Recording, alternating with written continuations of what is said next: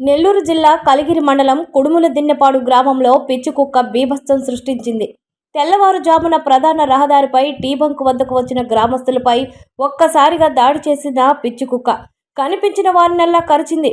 ఈ ఘటనలో సుమారు 15 మంది గాయపడినట్లు సమాచారం. కుక్క దాడిలో గాయపడిన బాధితులు తీవ్ర భయాందోళనకు గురై హుటాహుటిన వింజమూరు సామాజిక ఆరోగ్య కేంద్రానికి చేరుకున్నారు. వైద్యులు వారికి ప్రాథమిక చికిత్స అందించి అవసరమైన వైద్య సూచనలు చేశారు. కాగా గ్రామంలో కొంతకాలంగా వీధి కుక్కల బెడద ఎక్కువగా ఉందని స్థానికులు చెబుతున్నారు. కుక్కల నియంత్రణకు సంబంధిత అధికారులు చర్యలు తీసుకోకపోవడంతోనే ఇలాంటి ఘటనలు జరుగుతున్నాయని వారు ఆవేదన వ్యక్తం చేశారు. ఇప్పటికైనా అధికారులు స్పందించి పిచ్చి కుక్కలను పట్టుకొని గ్రామంలో కుక్కల బెడదను అరికట్టాలని స్థానికులు కోరుతున్నారు.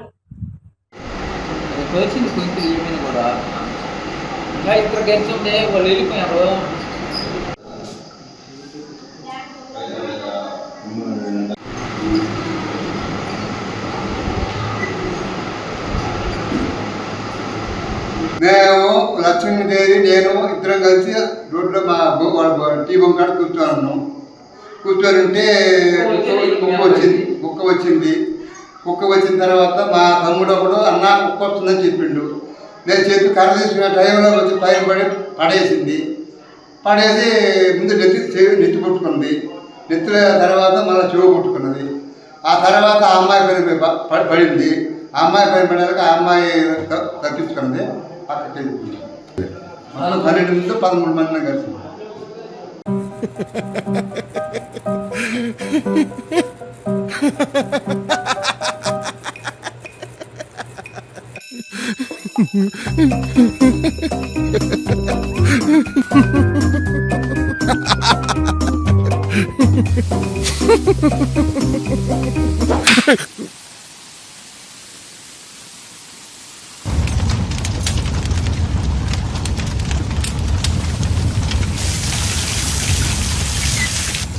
बाहर जितना भी हो पावर, अंदर ना आए shower. With Asahi waterproof windows.